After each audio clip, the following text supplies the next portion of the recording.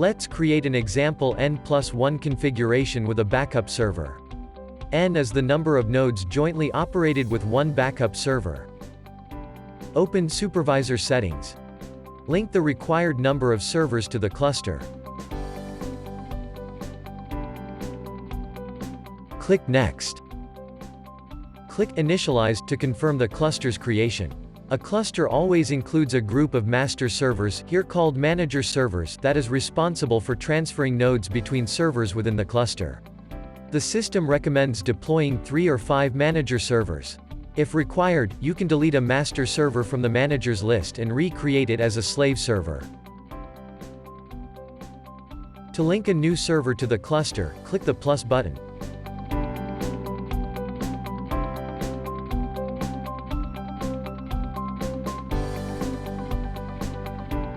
In the Configuration tab, click the X button and select the required configuration.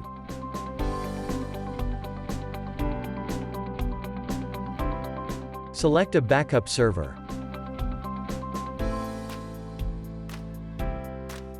Select servers from the list that need a failover server. Add All adds all servers in a cluster except the backup server you selected. Now click Apply. All events registered by servers in the configuration are stored by default. To keep only a local database for events for each server, check the relevant switch. You can use the local archive for configuration with a single failover server.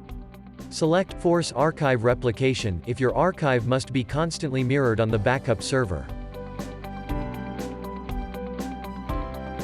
The Dashboard tab displays the node's operational status.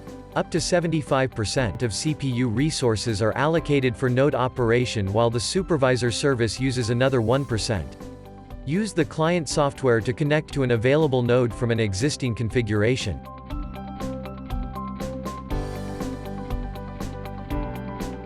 You must create the new domain name when you connect for the first time. Add all required nodes to the domain, then set up cameras and archive for each node. If you're using network archives, no additional actions are required. The system is ready to operate in failover mode. If you're using local archives, add a backup server to the domain and set it up for archive replication from primary servers. In this case, primary and failover servers store their parts of the entire archive locally for each node.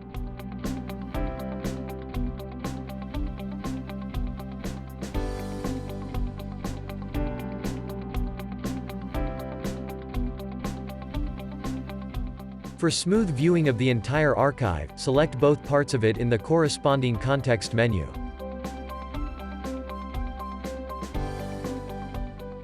You have now set up the failover server in N+1 configuration.